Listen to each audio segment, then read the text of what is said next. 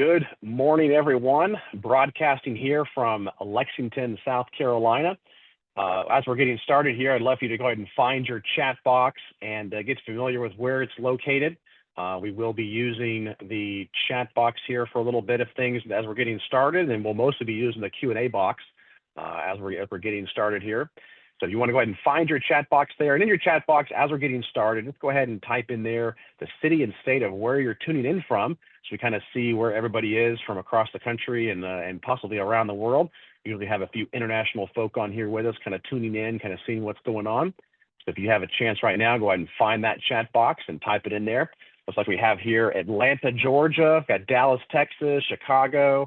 I got another person here from Lexington, South Carolina. Charlotte, North Carolina, we have LA, another person there from Atlanta, Hollywood, Florida.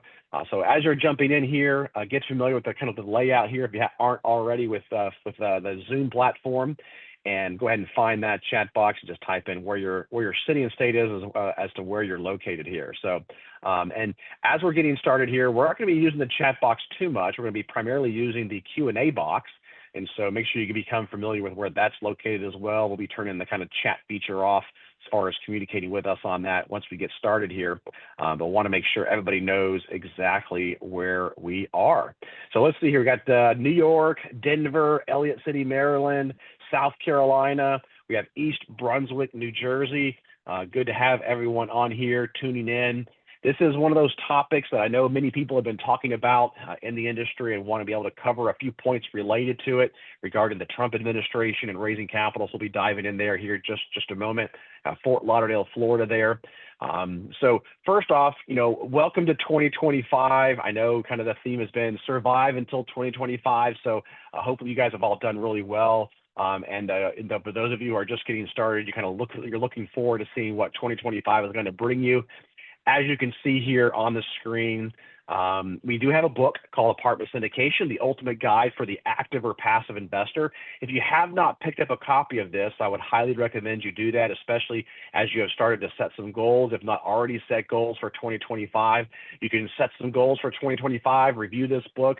Even if you're an active investor or a passive investor, both of those types of investors are talked about in this book. And the whole goal around this book, that when we wrote this book, was to teach you exactly how to do apartment syndication from soup to nuts, A to Z, and not hold anything back, right? We're not trying to teach you how easy it is, because I don't believe apartment syndication is very easy at all. It is very complex, a lot of different pieces and moving parts, and a lot of responsibility with bringing on investor capital. And you want to make sure that you do it properly and do it the right way. That's why we wrote this book, so that you can actually set it up for success and set it up as a true business and not just a side hustle, right? Because when you're bringing on outside investor money, you want to make sure that you have full-time efforts that are watching and monitoring and managing that money on a day-to-day basis. And so that's really what this book is designed to do, to teach the active investor how to properly run an apartment syndication as a true business, not as a side hustle, and then also teaching the passive investor what to look for and how to actually vet different operators, and also kind of seeing what the behind the scenes looks like in one of the passiveinvesting.com deals and how we manage things all the way from, pre-acquisition, acquisition, post-acquisition, asset management, everything from capital markets to raising capital, all of that from A to Z. So make sure you pick up a copy of that book. In the actual chat box, we've typed in, we put into the platform there a little snippet of code that you can click on to be able to pick up a copy of that book. You'll also be able to pick it up on Audible. So with Audible, actually, I went into a recording studio and was there for about 12 hours reading this book. It's not a full 12 hours of audio, but obviously with some editing and stuff. But you can pick that up and listen to it on your long drive, or if you have a commute, or maybe if you're working out or things like that. All right, so let's go ahead and move on to the topic here. So for those of you who don't know who I am the managing partner for one of the managing partners for passiveinvesting.com, and looking forward to sharing with you here about raising capital under the Trump administration. And one of the things I want to also point out is that if you're interested in investing with us, you can certainly do that by going to passiveinvesting.com. You can click on the Meet the Team page here, kind of meet the team, myself, as well as our other managing partner here, Randazzo. And then we have two other managing partners for our debt fund rehab wallet division, as well as our car wash division. And then, of course, you can see below there a lot of our directors across the company. And we have quite a bit of additional people behind the scenes that are doing a lot of different pieces as well. But you can kind of get a good feeling as to the team here as well. And so if you want to look at some of our current offerings, you can do that as well. We have our real estate debt fund, which has been doing really, really well, staying strong. We also have a promissory note that we've opened up for one of our assets it's called 29 North. It's a great investment opportunity there as well. And then if you want to join, just click on this big blue button on the top right-hand corner of the screen. It says Join the Passive Investor Club. When you do that, a form will pop up here at the bottom. Just fill that out. Someone from our investor relations team will reach out to you, discuss your investment goals, and see if our group is the right fit for you. So let's go ahead and move on here and talk about raising capital under the Trump administration.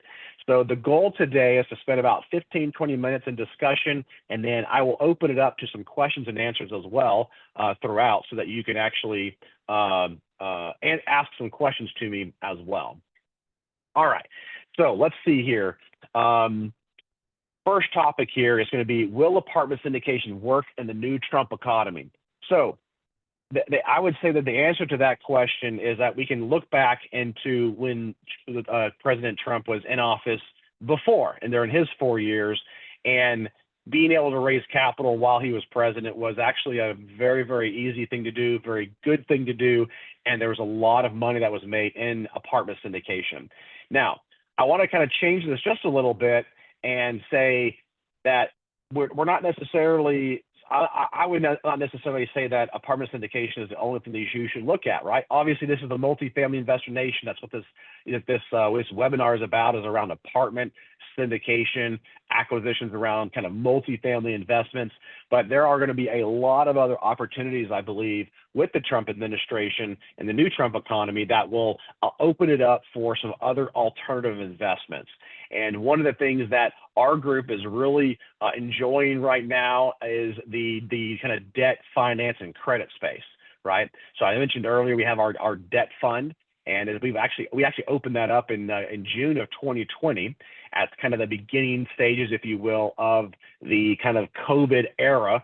And we did it because there's a lot of people that were holding onto their capital. They didn't know what was going to happen. They didn't want to lock it up into an asset for multiple years.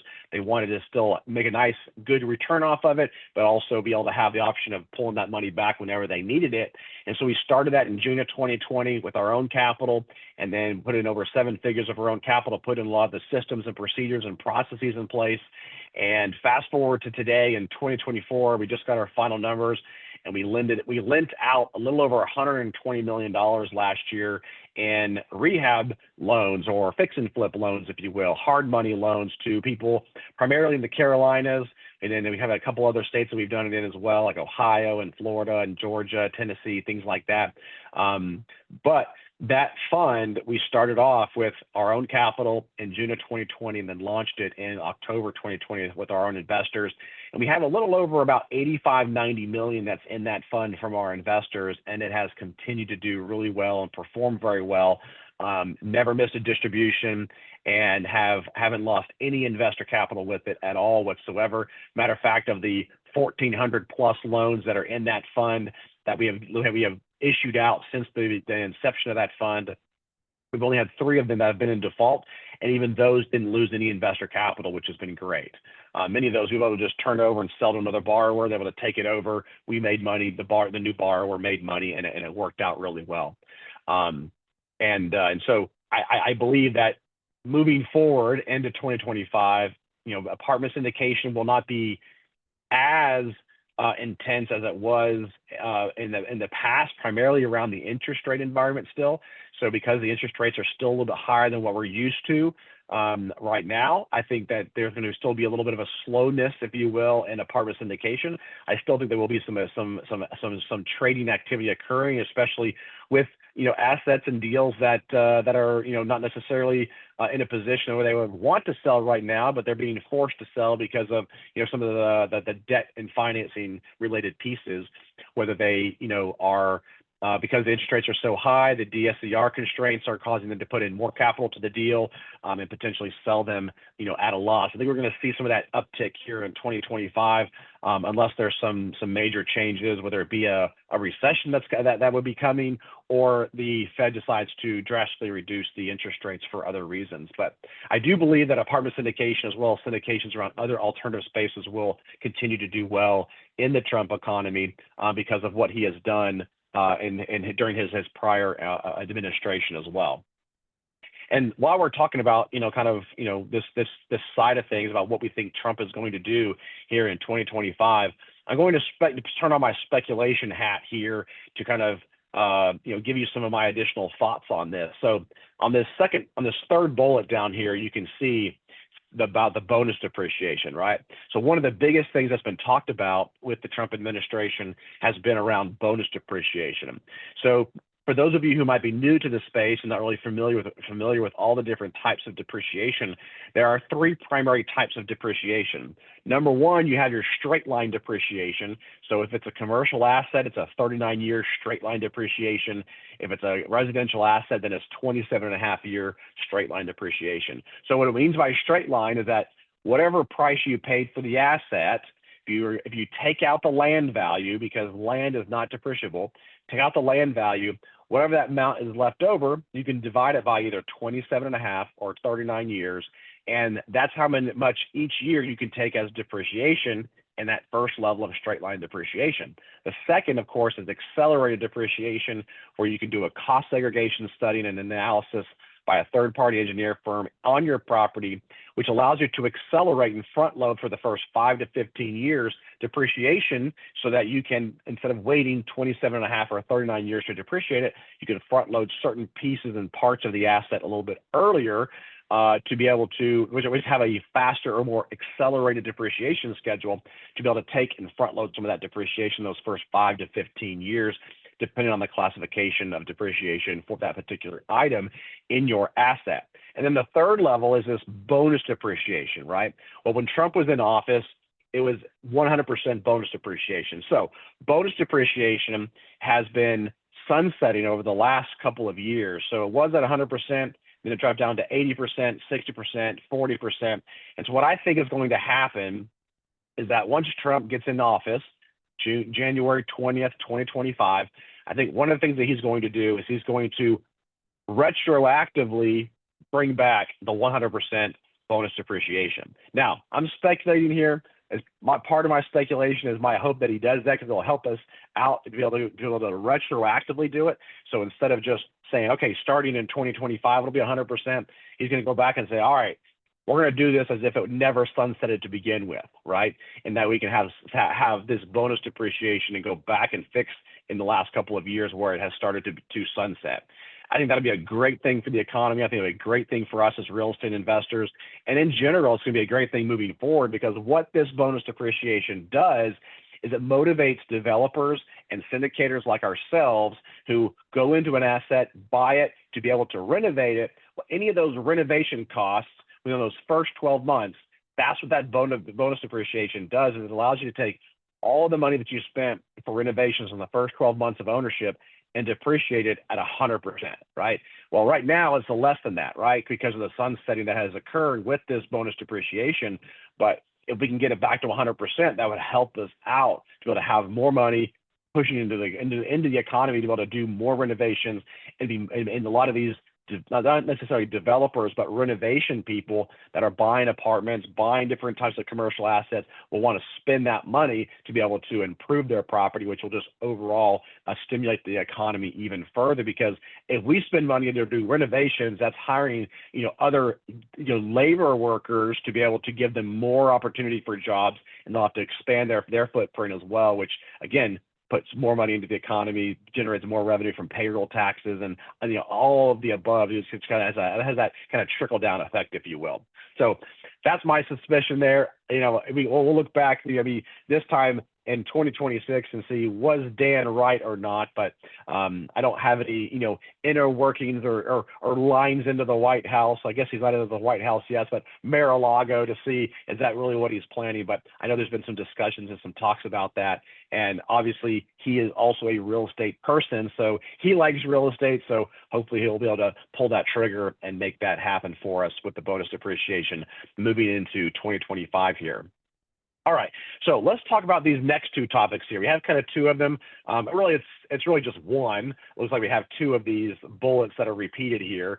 Not really sure how that happened, but we do want to talk to you a little bit about how to talk to investors if they have invested in a deal that is not cash flowing, because this is not necessarily talking to an investor about an asset that they're invested with you on that is not cash flowing, but it's really talking to investors that may be new to your group, but they're invested with another operator in a deal like an apartment syndication, and it's now had pause distributions, stop distributions, and they are kind of a little more hesitant, if you will, to invest in another asset that might lock up their capital for a longer period of time and then potentially have some cash flow issues down the road. So let's talk about that real quick.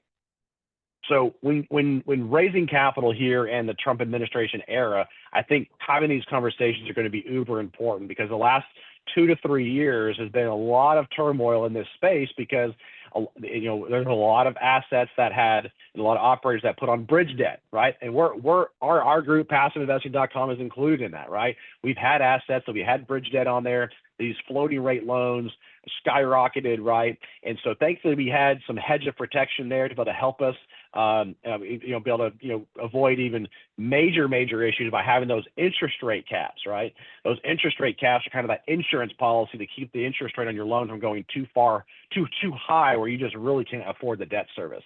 And so that has been very important to have those in place. And if you do invest in an asset with an operator that has floating rate debt, make sure they have those interest rate caps in place. I would say that right now in the current state of the economy, floating rate is probably one of the best right now because it's at such a high rate, right? And so we're not thinking that the interest rates are going to skyrocket even further from where they are today. We feel like they're going to start coming back down again, right? Or at least staying level and flat in 2025. So with that being the case, being able to securitize a loan with some debt that is actually floating right now, it'll float down as the interest rate environment starts to come back down eventually, right? Maybe towards the end of 2025 and into 2026. But the challenge is going to be trying to talk to your investors that have already invested in a floating rate loan and it has not done really well over the last couple of years because of the shenanigans that the Fed has done to be able to try to stave off the inflation from the effects of the COVID stimulation, if you will. So with all of that said, the challenge is going to be talking to them. If you do a deal that has floating rate debt, you're going to have a harder time raising capital, right?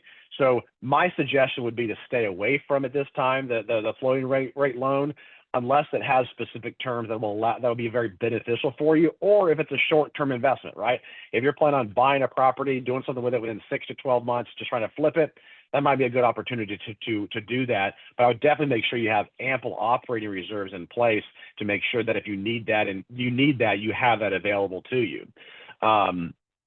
But my suggestion would be to stay away from the floating rate loans moving into 2025, so it'll allow you to have a better opportunity to be able to raise capital for an asset as we're here in 2025.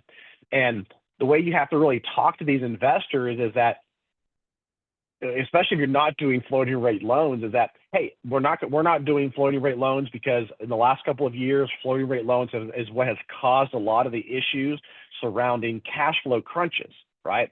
So even if you bought an asset 2 or 3 years ago and you got fixed rate debt on it, you still might be in a little bit of an issue, because even though it's fixed rate, you can't sell it right now without losing money because the current interest rates have gone up. And so you still might be upside down in that asset, right? Which is why even some fixed rate loans can start to have you reduce the principal balances to get certain DSCRs in check, right? So there's going to still be those DSCR checks even with a fixed rate loan. You just have to make sure that you understand that and know that up front. and you have the ability to put that money in if you need to, or at least your investors are aware of those potential capital calls in the future. Now, one of the things we've always talked about with our investors is that every single one of these types of investments are investments, right? They have risks that are associated with them. So it is possible that you can lose a portion or all of your capital. So never, ever, ever invest in an asset like this.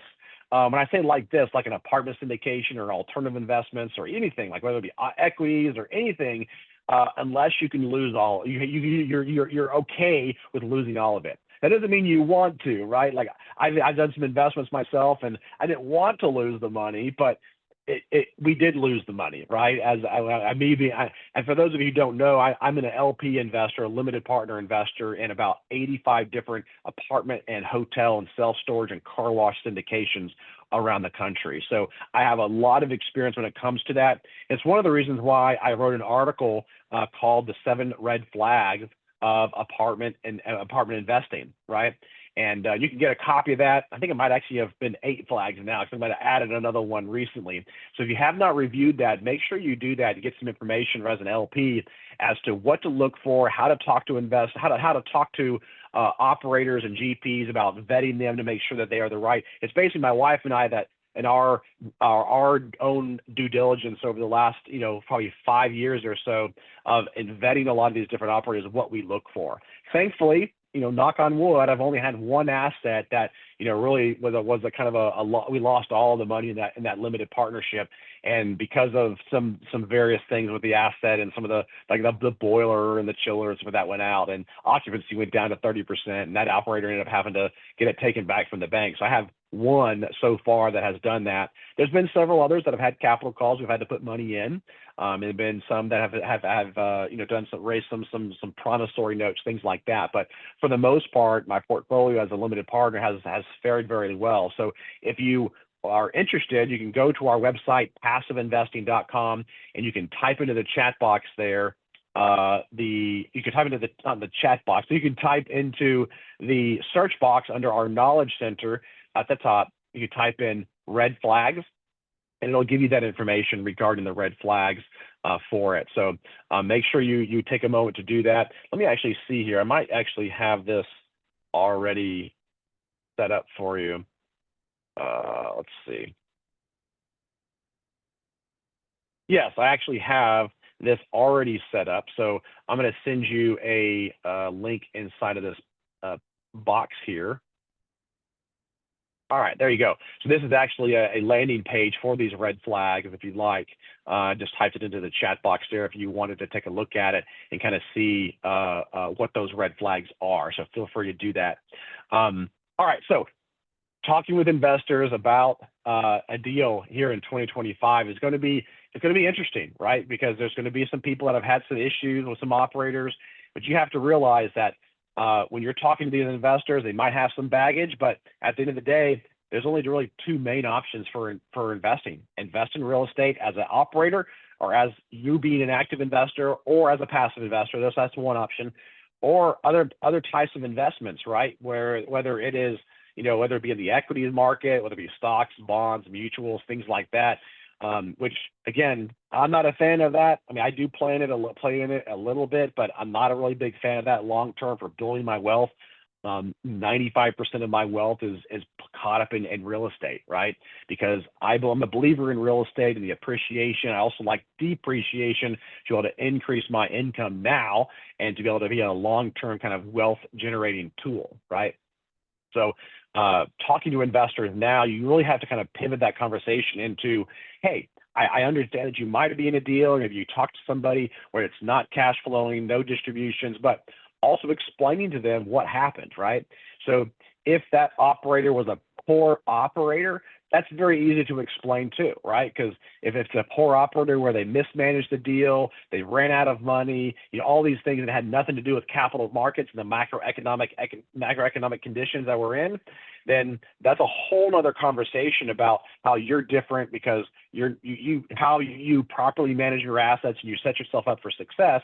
And then of course you have the other side of it, which is really the macroeconomic conditions that we're in, right? Our assets overall are performing very well, but the debt and the finance component of it is where some of our assets have had some challenges, right? But you have to make sure that you have an operator that will be able to navigate those waters properly and be able to come out of it on the other end successful, right? And that they're not just going to throw in the towel. I've literally heard of operators just saying, you know what, I give up, and they just give it back to the bank. Their investors lose, millions and millions of dollars of their own equity that they put into those deals versus trying to properly make those decisions and vet different options that are available on that asset before you just give it back to the bank, right? So let me go ahead and pause here for just a moment. I'm going to go ahead and open it up and take some questions. I know there's been a couple of people that have been chatting back and forth or putting some questions in the box. So if you have any questions, feel free to type them into the Q&A box. If we don't have a ton of questions come in, that's perfectly fine. We will go ahead and close out the webinar a little bit early, but I do have an extra kind of 5 or 10 minutes here that I can stay on here and answer some questions for you. You can also notice I'm in our new office right now, which is we converted an old landscaping warehouse to an office space, and we just had some roll-up doors come in that are fully glassed in, and you can see this reflection here of the sun that I'm kind of trying to manage at the same time. So we'll be putting an awning out there to be able to prevent some of this in the future, but definitely get a little bit of a sun reflection, as you can see here. So all right, let's see here. All right, there's a problem with the red flag link. So if you go ahead and put your contact information there and fill it out, we'll make sure that you get to it. If there's an issue with that, we'll make sure that we get that over to you and have our team look at that. So there shouldn't be any issues down the road. All right, so I do have a question coming in here. It says, what do you think about the oversupply of multifamily development in the Southeast? So I think that right now we are definitely in a oversupply in certain markets, but there's also been lots of demand, especially in the Southeast. Obviously, I live here in the Southeast, and so we're seeing a lot of that demand. I see a lot of new license plates that are here from New York, New Jersey, and all over the country that are moving in and migrating in. And so if you look at some of the migration maps from 2023 and 2024, the Southeast is still seeing a huge amount of migration of people coming into these states because they have a lot better business. They're a lot better from a business-friendly perspective, but also lower cost of living. And there's a lot of jobs and corporations that are moving here because of those different factors. And so we're in an oversupply in some of these markets right now because there wasn't a lot of stuff happening in 2020 during the COVID timeframes, right? So a lot of these are kind of like coming together at the same time and coming online around the same time. But if you look at those trends moving into the latter half of 2025 and into 2026, we're actually going to have an imbalance. We're going to have too much demand and not enough supply. And so what that does for us as operators is that it gives us some good insights into potential high rent growth towards the tail end of 2025 and into 2026. And so I think that's going to be a good thing for us in some of these markets. We have some assets in some very strong markets like Nashville and Charlotte and Savannah, Georgia. Savannah's been booming recently. A lot of new developments coming online, and so we have some really, really good headwinds, not headwinds, but tailwinds that are kind of pushing us into 2025, and I think that they will continue into 2026 and 2027, where they'll start to kind of taper off there. Let's see. Let me see some of these other questions that are coming in. What year or threshold do you think that demand would run out? I don't think that the demand is going to run out per se. I think there's going to still be some strong demand in these markets. But what we're going to see is that the demand, as the demand increases, rent growth is going to increase because of that imbalance in the demand and the supply with the products that have come online. And as that's starting to get absorbed, you're going to start to see it shift the other direction. We're going to have more supply than you are going to be. So you're going to see with demand. So there's going to be a little bit of an imbalance there. That's where I feel like that's going to happen towards the end of 2026 and into 2027. Most likely, in my opinion, it'll probably happen in 2027, where there'll be a little bit more of a shift, where there'll be more supply than demand, or at least more of a balancing effect, if you will, with that supply and demand, if you will. Let's see here. Another question in, what do you think of RV park investments? Have you invested in this type of real estate? So honestly, I have not done any research on RV park investments other than I know some operators that do invest in it. And I've spoken with them and they have talked about some of the cash flow and the benefits and things like that. Oddly enough, I have two people locally here that are friends of mine in Lexington, South Carolina, that they're looking at starting an RV park type of a business, if you will. So I definitely think there's a lot of demand for it. I think there's going to continue to be some demand for it. What that looks like from a cash flow perspective, I'm not 100% sure.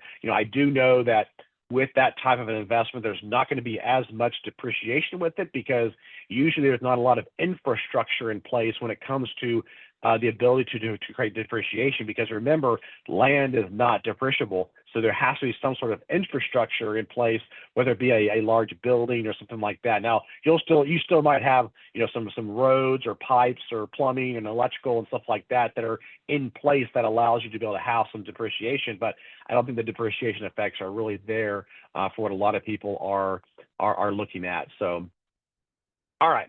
Let's see here. I'm going to take this last question here and then we'll wrap it up. Syndication attorney services are between $15,000 to $18,000.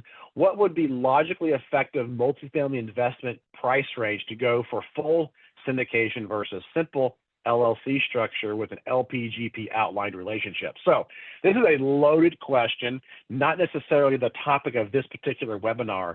But if you do some research on our YouTube channel, you can actually, on this page here, you can see right here, you can click on YouTube. It'll bring you over to our YouTube channel and you can type in syndication attorney or legal or whatever. It should pull up a lot of different videos, but I will answer it very succinctly here. So syndication attorney services are fairly expensive on the grand scheme of things, but the offering itself will actually pay for that once you actually close it out. But the question really here is at what point in time does it make sense to do the full legal way of creating a syndication versus just doing a simple, LLC structure? So I think that question is really in regards to the size of the offering, right? Because not necessarily like the size of the offering, but the types of investors that you're bringing in. If you have limited partners at all, then you are selling a security and you should be seeking legal advice from a securities attorney, and you're likely going to have that in place. Now, if you only have a couple of different LP investors, you might be able to negotiate a little bit lower pricing for some of those syndication documents, right?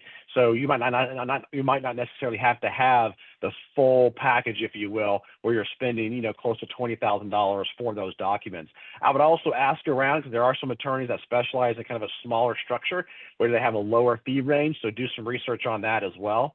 But the real question is not around size of the investment or number of investors or anything. It's really, the real question is, are you accepting money into your investment structure from a limited partner, meaning a passive investor that is doing nothing but just writing you a check and hoping to get cash flow from that, or getting their money back with a profit? Anything like that is considered selling a security, and you will be under the guidelines of the Securities and Exchange Commission. So legally, you need to have those documents in place to be able to do that. Now, if you have 3 or 4 or 5 of you and your buddies that want to go in on an investment together and you're all kind of doing different things in the investment, that's totally different because you guys are all active in some form or fashion, right? Where you are actually doing something for the partnership and you don't necessarily need those documents. But please make sure you seek legal advice before you set up any of these structures, because when the SEC, whether it be a state SEC division or the federal SEC, knocks on your door and asks to see your stuff, you want to make sure you have your T's crossed and your I's dotted and things are in place, because they will likely, if you do anything on any grand scale, come to you. And if the investment goes south, that's also when you get into trouble, because usually when the SEC is involved is when there's some sort of issue or problem with the investment. All right. So I did say that was the last question, but I will answer this last one as well. What tools do you use, or how do you properly monitor 80 LP investments, or for anyone with many investments? So I currently use just a simple spreadsheet and keep track of it that way.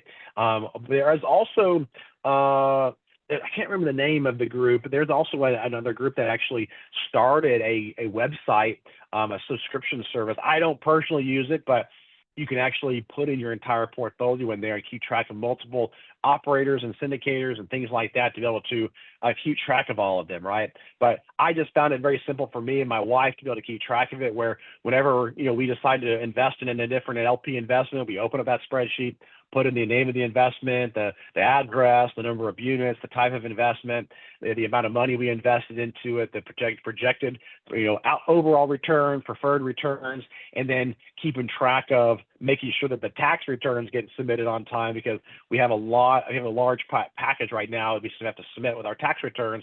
And of course, our CPA loves it when they have this huge stack of documents that they have to go through to be able to file. But you definitely want to make sure you stay organized with that. And we just do it with a very simple spreadsheet and keep track of it, and have done a pretty easy way we have done that pretty easily. And of course, in that same spreadsheet, we try to keep the links, if you will, to these various investments so we can easily go to them and request for some more information there. So. All right. Well, thank you so much for being here on the webinar today. Looking forward to do the next topic for next week. I'm trying to refresh my screen here to see what that topic is. I don't know what that next topic's going to be for next year. Let me actually see here. Nope, not just yet. So make sure you stay tuned. We'll send out an email promoting the topic for the next webinar.